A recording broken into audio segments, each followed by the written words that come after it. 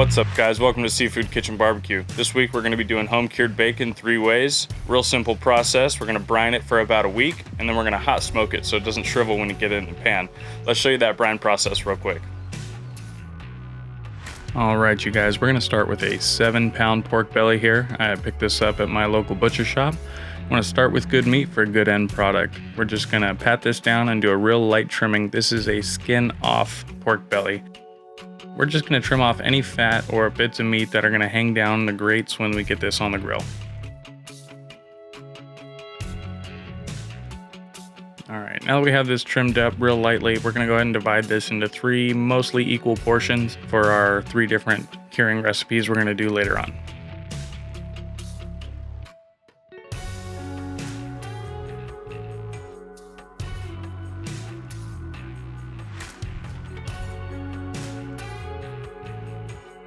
Alright, this flap here, it's a different muscle. I'm just going to separate that at the vein of fat that runs in between the two so it's a nice flat piece of meat.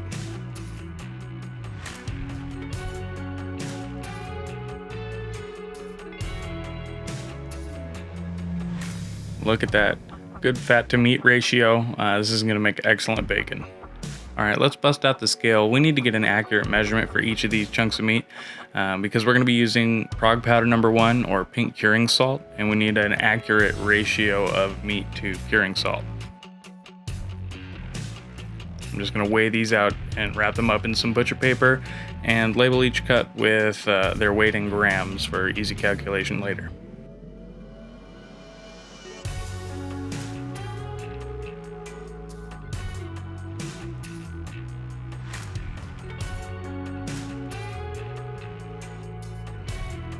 Alright, we'll bust out that kitchen scale again and we're going to weigh out our prog powder. The ratio you want to use is 0.25%, so that's 0.025. For this 150 gram, we're looking at 2.8 grams.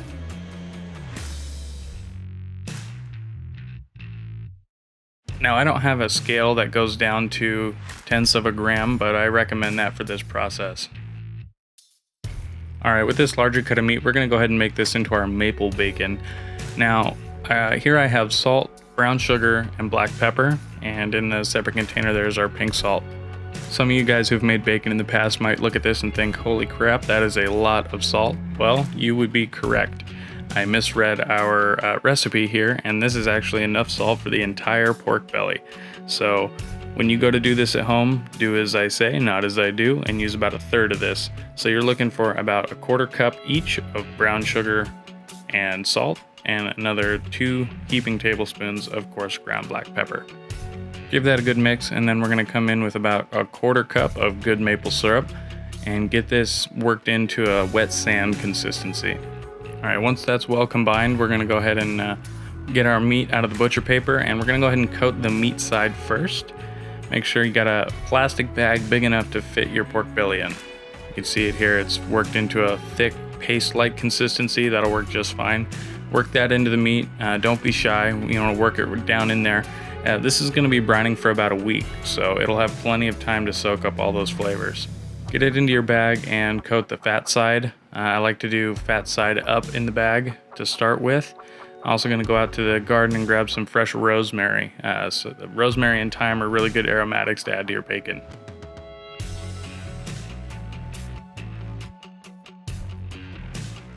Alright, once everything's in there, we're going to go ahead and squeeze all the air out of this bag and label it. You're going to label it with your recipe, your total weight of the meat, and you also want to label it with the date because this is going to be in your fridge for quite some time.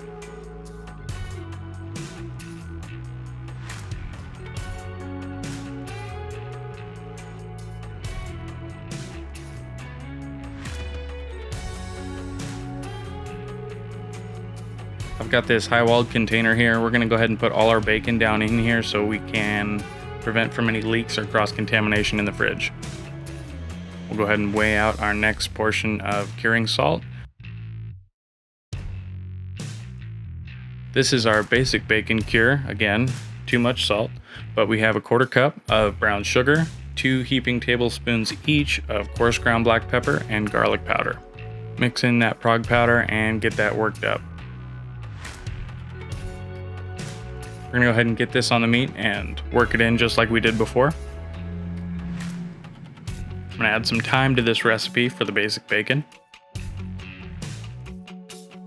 Work the air out and get it into the container after labeling.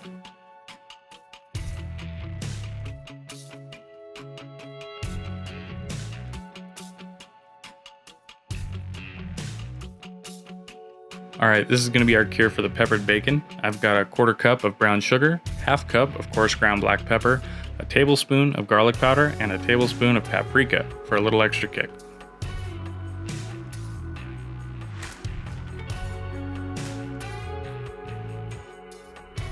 And we'll just repeat the process. For this peppered bacon, I'm not going to use any aromatics. That pepper is going to give us a real strong flavor, and I have a feeling any aromatics we use aren't going to really penetrate the meat. Alright, these are all done. We'll get these covered up and get these in the fridge. We're going to flip these in about 3 days, about halfway through, and I'll see you in a minute. Alright guys, it's been about 3 days now.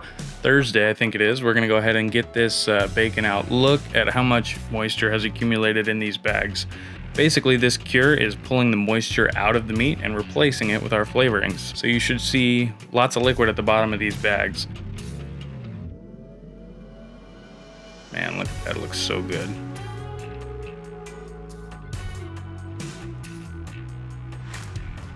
Alright, we're gonna get these all flipped over inside this container here and continue brining this for another couple days.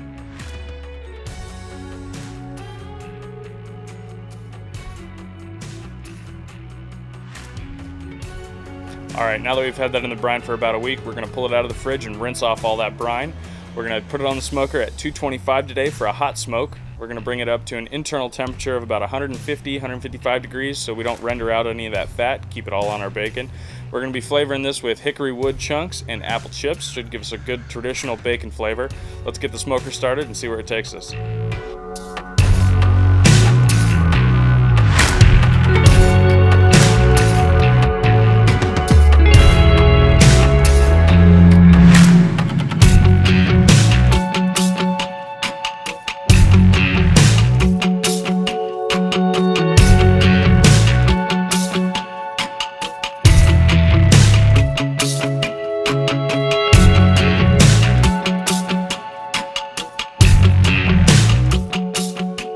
Alright guys, you might notice I'm using a different setup in my firebox on the Oklahoma Joe's Highland today. I've got the charcoal going down on the bottom charcoal grate and only one of my upper grates installed. The upper grate's going to be to preheat our wood as we normally do. Having the charcoal down low is going to help us maintain a lower cooking temperature without overheating our smoke chamber.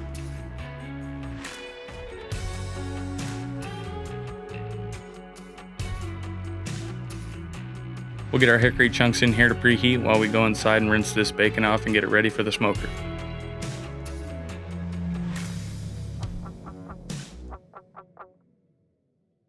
Alright, pulling these out after a week, you can see there's a ton of moisture. The flexibility has decreased. This is a pretty firm cut of meat now. That's a good sign that our brine worked. We're going to go ahead and get these out of their bags and rinse them off thoroughly. Make sure your bacon doesn't come out too salty.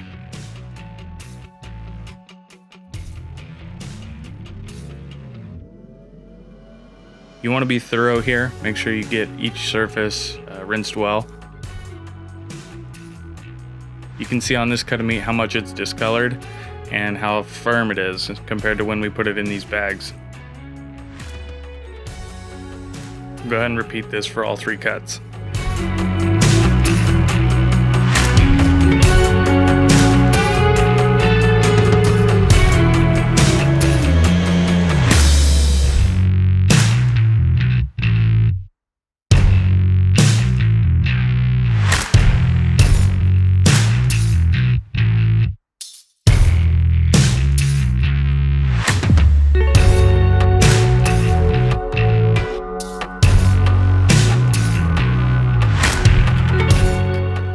Now that we have these all rinsed off and on a cutting board, we're going to go ahead and reapply some black pepper to the crust of our peppered bacon. We did rinse off quite a bit of it when we got rid of that brine, but we want to ensure that we have a nice thick pepper flavor on here.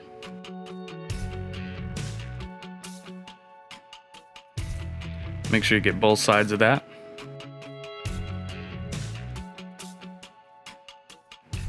Oh man, these are looking good. Let's head out to the smoker. Alright, our smoker's up to temp here. We're going to go ahead and start with our basic bacon. On the left, we'll get our probe all the way into the center of that meat. Get a nice accurate reading. And we'll also probe this with our instant read thermometer as we move throughout the cook. Next, we'll put our maple bacon in the middle with the temperature probe and the peppered bacon on the end. We may need to rotate these in the smoker to cook evenly. We want them all to come up to temperature about the same time.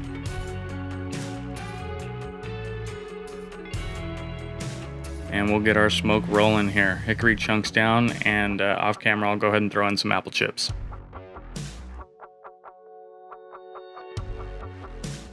Alright guys, we're about an hour in, and let me tell you, it smells amazing. This is taking on some great color. All three cuts are doing great. Keeping up with each other temperature wise. We'll be back at about 2 hours and take a look.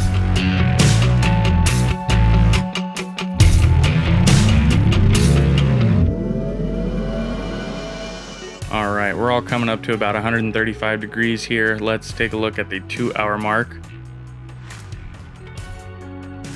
Oh, look at that dark mahogany color coming in on the peppered bacon. All of these, in fact, these all look amazing. I'm really looking forward to getting this off the grill and cutting it up.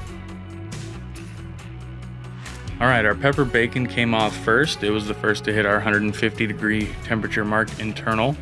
We're going to rest this for about 15 minutes before we cut into it. Ideally, you'd want to take this whole thing and put it in the fridge before you cut into it, but I just can't wait. We'll cut the ends off here. We'll cube these up later to throw in the pan. No waste on this pork belly. And we'll slice this up into some pretty thick cut pieces.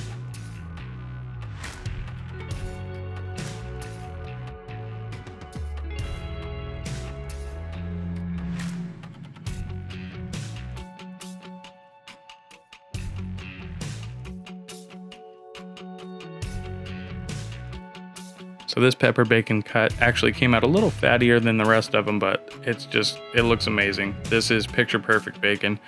I want breakfast for dinner right here cutting this up.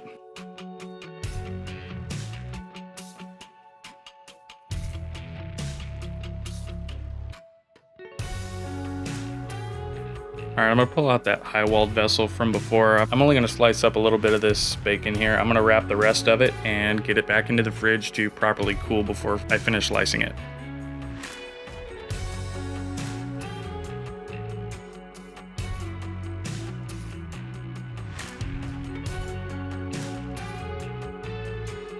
Got our beautiful slices. We'll pull those off to the side, and these end pieces or any slices that didn't come out quite the way you liked, we're just going to cube those up and put them in a plastic bag. They're great for throwing in the pan if you need to get some bacon fat in there.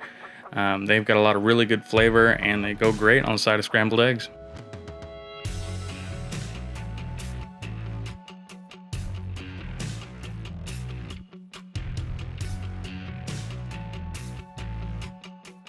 Alright, for the slices we cut, I'm going to throw down some butcher paper and some parchment on the inside of that, and we're just going to wrap this up like they do at the deli.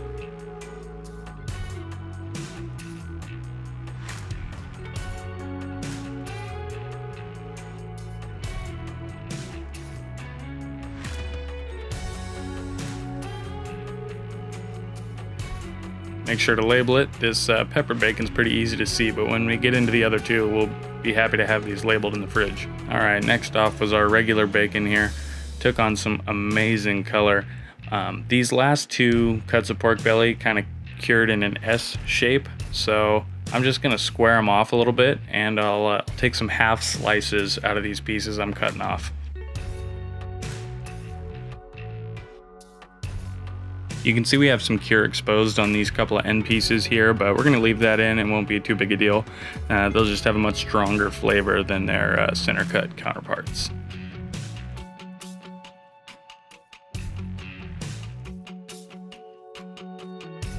And we'll just take some half slices off of those portions we cut off to square up the rest of the cut, and we'll cube the rest up.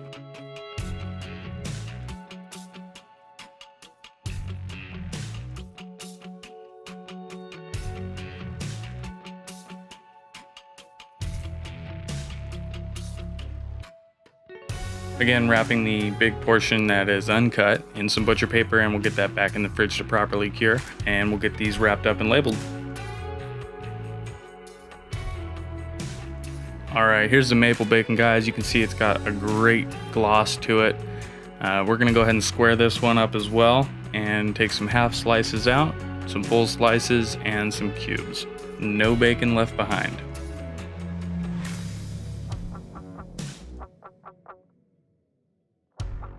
Now just look at that. This is a great cut. Plenty of meat, plenty of fat. This is gonna be your ideal cut of bacon here.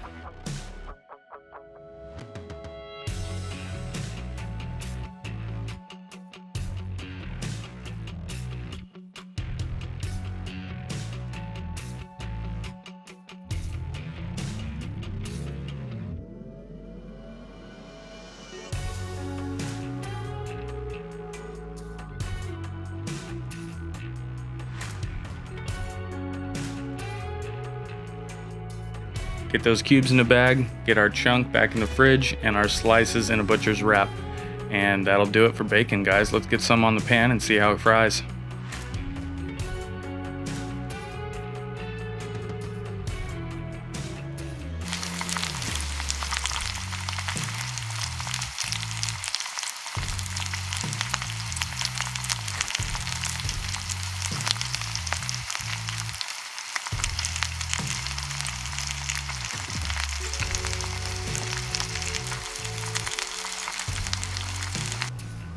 Alright guys, that's how we do home cured bacon around here. Hope you guys enjoyed this. All 3 recipes we made today will be in the description below, and we'll see you guys next week on Seafood Kitchen Barbecue.